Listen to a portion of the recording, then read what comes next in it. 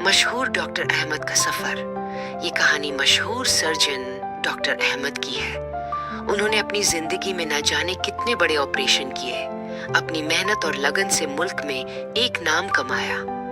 ان کی خدمت کو دیکھتے ہوئے حکومت نے انہیں عمر بھر کی کامیابی کے لیے گولڈ میڈل دینے کا فیصلہ کیا۔ ایوارڈ لینے کے لیے ڈاکٹر احمد کو دعوت دی گئی۔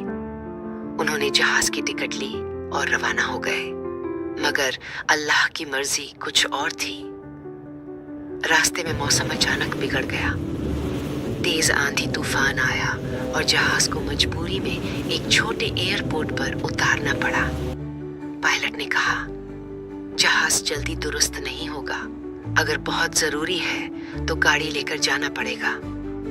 ڈاکٹر صاحب نے کار کرائے پر لی اور سفر جاری رکھا۔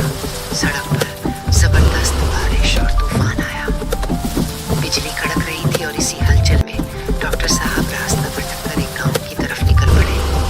تھکان اور بھوک کی وجہ سے انہوں نے ایک چھوٹے سے گھر کا دروازہ کھٹکھٹایا۔ دروازہ ایک بزرگ ماں نے کھولا۔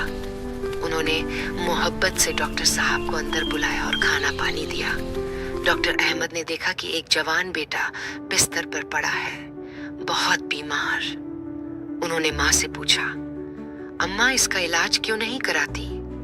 ماں نے آہ بھر کر کہا، گاؤں کے ڈاکٹر نے کہا تھا کہ صرف ڈاکٹر احمد ہی اس کا علاج کر سکتے ہیں، مگر میری غریبی مجھے ان کے پاس لے جانے نہیں دیتی۔ بس روزانہ اللہ سے دعا کرتی ہوں کہ یا تو میرے بیٹے کو شفا ملے یا ڈاکٹر احمد خود یہاں آ جائے۔ اللہ کی رحمت۔ ڈاکٹر احمد نے یہ سن کر ان کے آنکھوں میں آنسو آ گئے۔ انہوں نے کہا، اماں میں ہی ڈاکٹر احمد ہوں۔ یہ سنتے ہی ماں اور بیٹا حیران رہ گئے۔ ان کی آنکھوں سے خوشی اور شکر کے آنسو بہنے لگے۔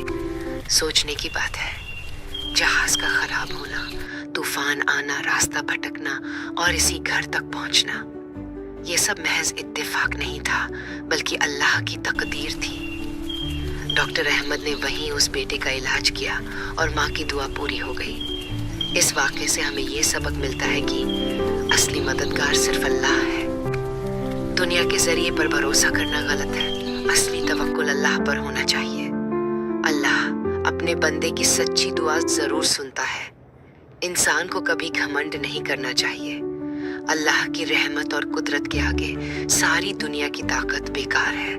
جب بندہ دل سے دعا کرتا ہے اور صبر رکھتا ہے تو اللہ ایسے راستے بناتا ہے جن کا اندازہ بھی نہیں لگایا جا سکتا۔